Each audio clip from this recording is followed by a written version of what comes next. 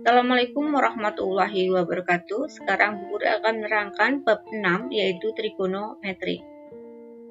Yang A, perbandingan trigonometri. 1. Sudut positif dan sudut negatif. Ya. Sudut positif adalah sudut yang diukur berlawanan arah jarum jam dari sumbu X positif. Perhatikan gambar di samping ini. Ada sumbu X yang mendatar dan yang vertikal itu sumbu Y ya. Kemudian ada titik 0,0 atau titik O ya. Waktu SD ya, lihat pada sumbu X sebelah kanannya titik O itu adalah positif, sebelah kiri negatif.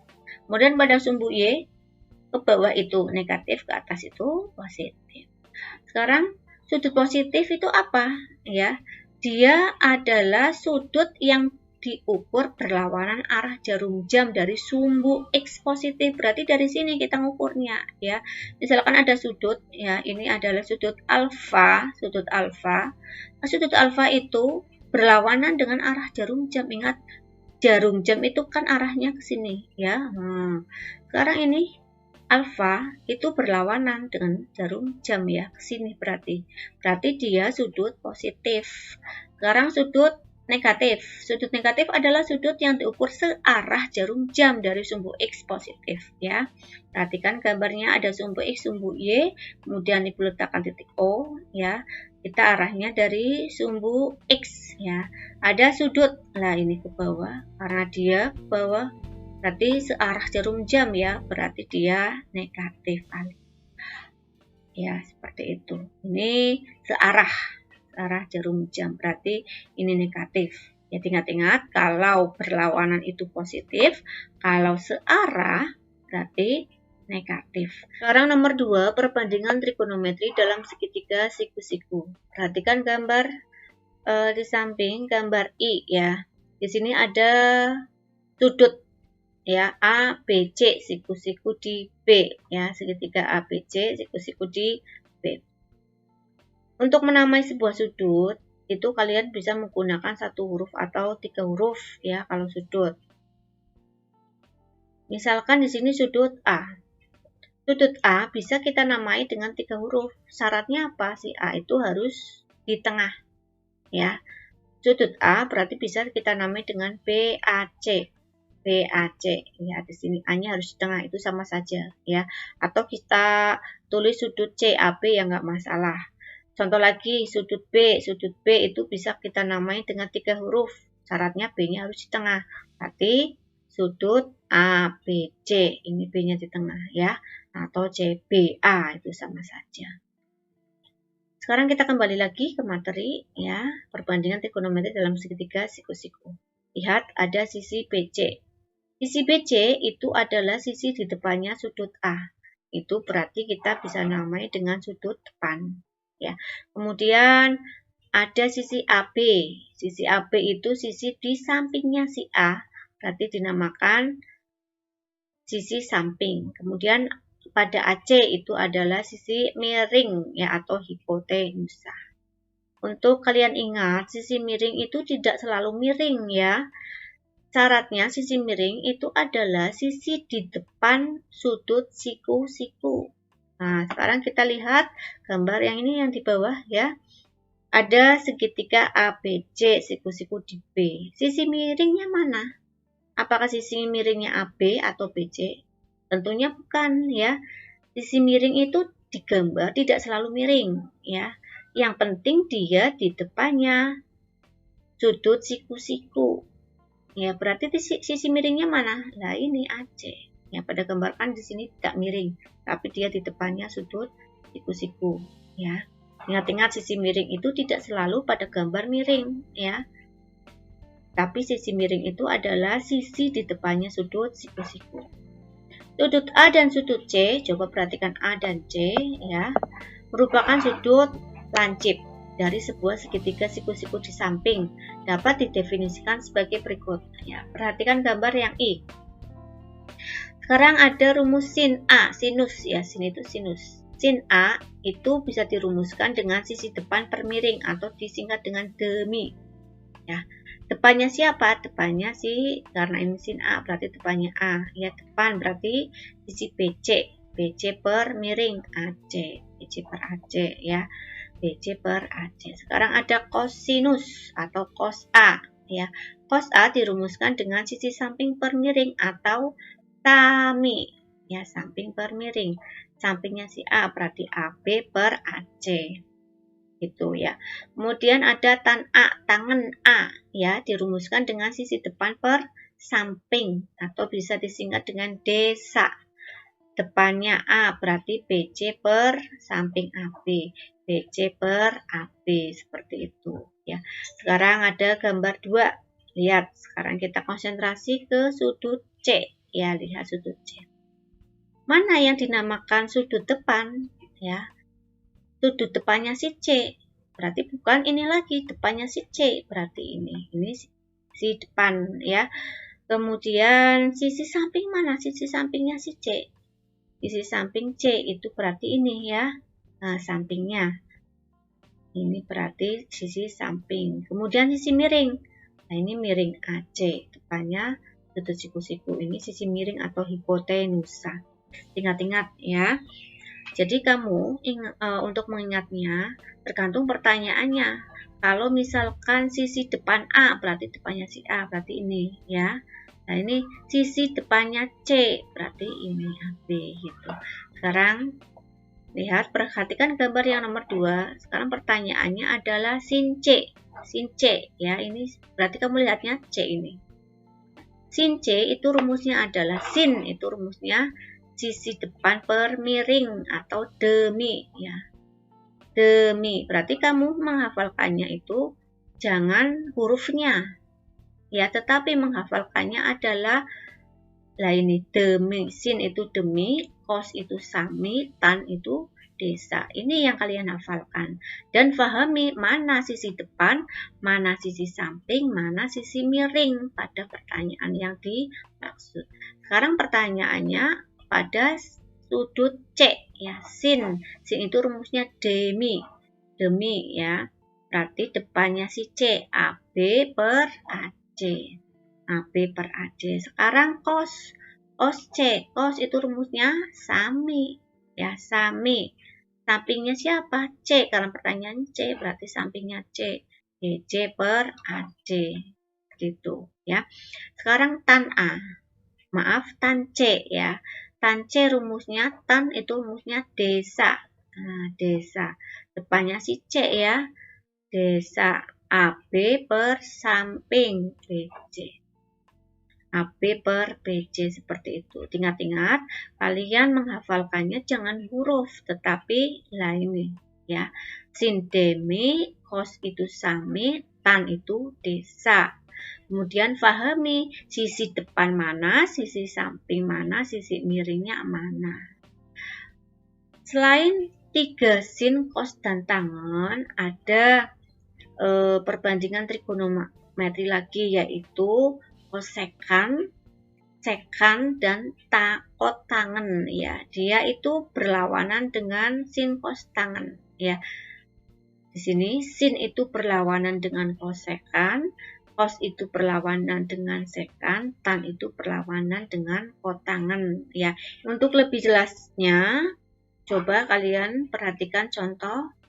Yang pertama, tentukan nilai perbandingan trigonometri dari gambar ini. Ya, ada segitiga ABC, kemudian BC-nya 4, AB-nya itu adalah 3. Untuk mencari nilai perbandingan trigonometri tentunya harus diketahui semua sisi-sisinya. Di sini ada sisi yang belum diketahui yaitu AC, berarti kita harus cari ya. Ingat, untuk mencari salah satu sisi pada segitiga siku-siku kita bisa menggunakan apa?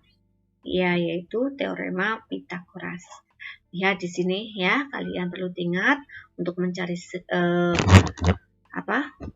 menggunakan teorema Pythagoras ya, itu harus segitiga siku-siku ya, yaitu A, sudut A, BC, siku-siku di A ya.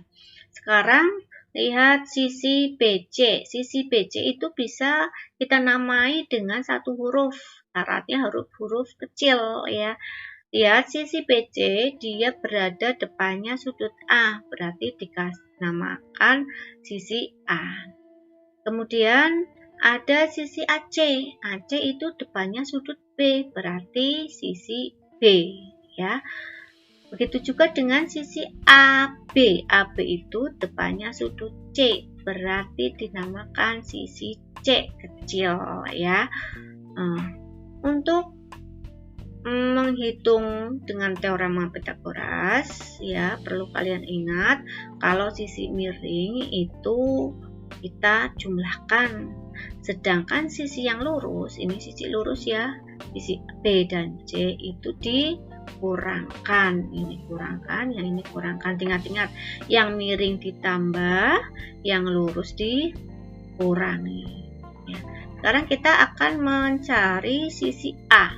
Sisi A, mana sisi A ini ya? A itu ditambah, berarti sama dengan apa yang ditambahkan? Sisi yang lainnya, B sama C, ya. Berarti akar B kuadrat ditambah C kuadrat, ya.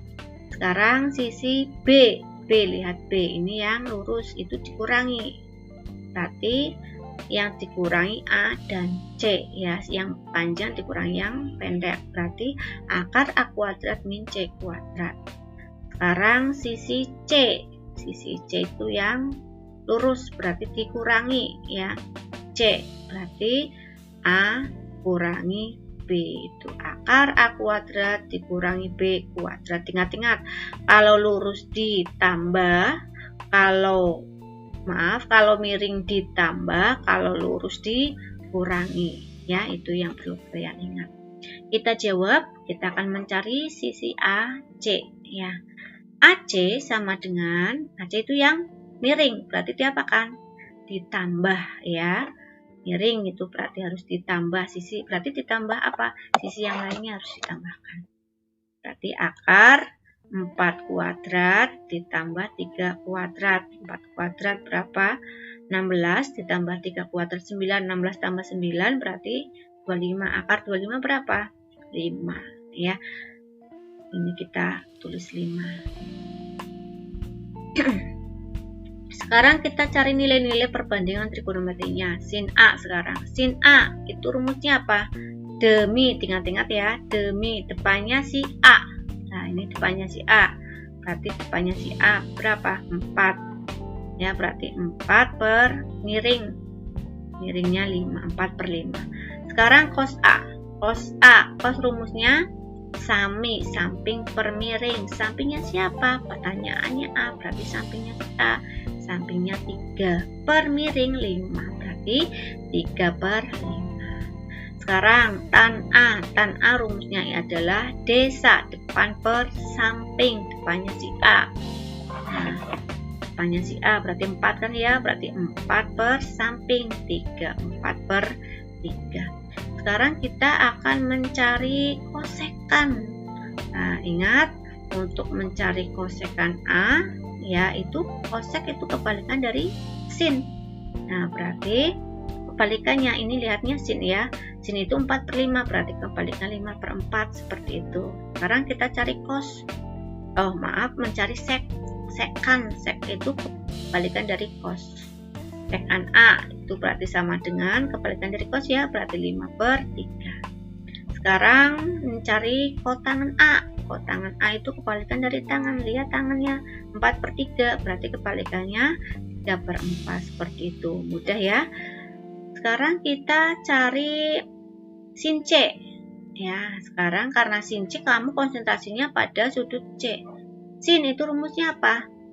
Demi, ya, depan per miring. Depan per miringnya siapa? Depan per miringnya C.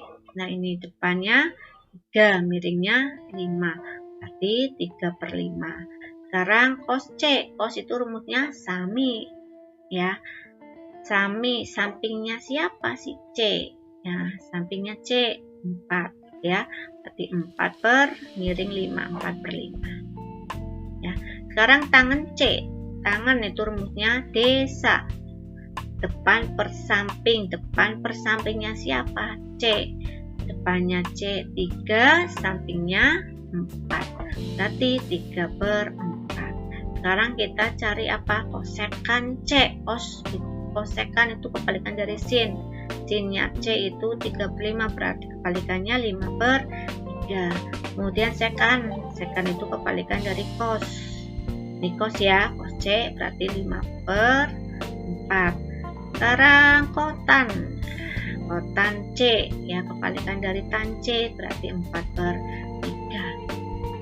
Sekarang contoh nomor 2, diketahui bila cos alfa sama dengan 1/3 dan alfa itu adalah sudut lancip.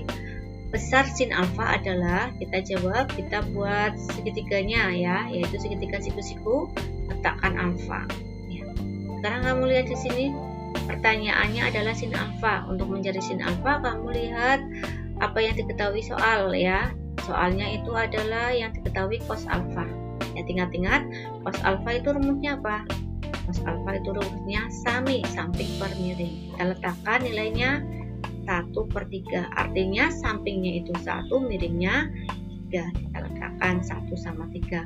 Sampingnya si alfa berarti ini 1 ya. Kemudian miring, nah ini sisi miring 3. Kemudian kita akan cari sisi yang belum diketahui. Lah ini dimisalkan adalah x ya. Berarti x sama dengan x, lihat. Ini adalah sisi lurus. Kalau lurus pada teorema Pitagoras itu dikurangi ya, berarti akar 3 kuadrat dikurangi 1 kuadrat. Akar 3, 9 dikurangi 1 kuadrat 1, 9 kurangi 1 berarti akar 8. Akar 8 berapa? 2 akar 2. Ingat ya, materi di ini materi baru ya. Akar 8 ya, akar 8